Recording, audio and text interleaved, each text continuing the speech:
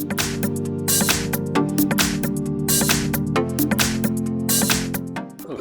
name is Xiaomi Poco F2 Pro, and today I'll show you how to add a remote control to your device.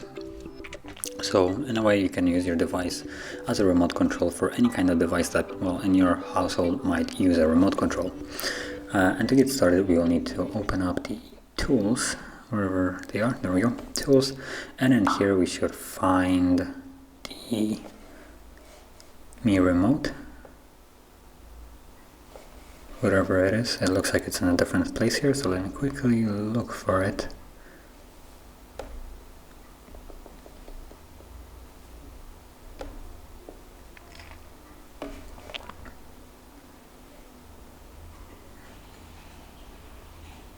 There we go. Not sure why it's not anywhere else.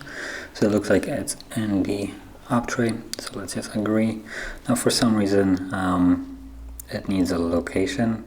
Not really sure why. I mean, honestly, there is no reason for it to need a location, and if you deny, it will probably not work, but we can try it.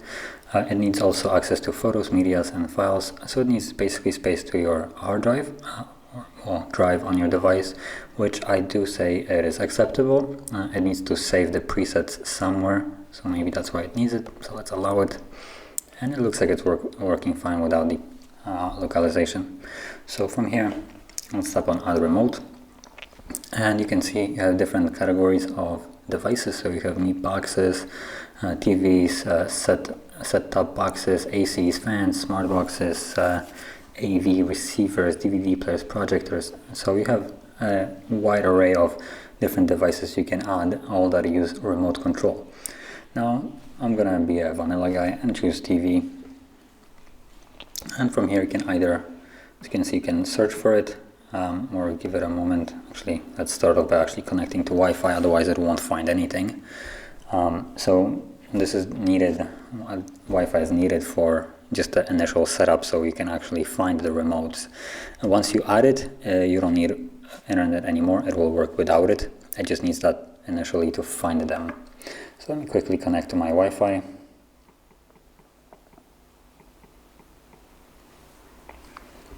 Okay, there we go. So now that I'm connected, let's try to refresh this. And here you have all the different devices, brands that you can add. So I'm just going to tap on search and look for, again, vanilla Samsung, there we go. And here is TV on, so select if your TV right now is on or off. So let's just assume that it's off. Now I will mention I don't really have a TV in front of me to showcase this. I'm going to show you how to add it and how it works, explain this, but you will have to test this on your TV. Also keep in mind that even if I had a TV in front of here, it might not work the same way as it is working for you. So your the amount of times you'll need to go through different presets might vary depending on me, based on the, for instance, model of the TV that you will be adding. So here we have, now that we have said that the TV is off, you have the power key.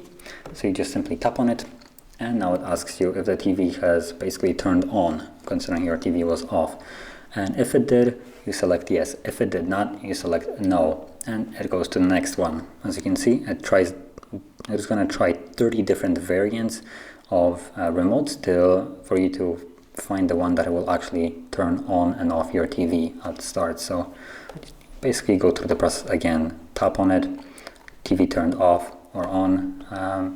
Let's say again that it did nothing, a third one. Now if we tap on it, assuming for instance now it turned on the TV, you select that it worked, so yes. And here you have another one, so volume. You tap on volume, it asks you if the volume went up, yes or no. Just a simple one. If it went up, select yes. If it did nothing, select no. And here we have 5 different presets. So we select yes as an example, and that's basically all it needs to figure out what remote control you have. And from here you have the device name.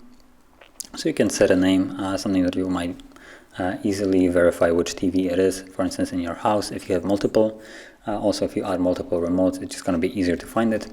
So here you can, for instance, tap living room, Samsung TV.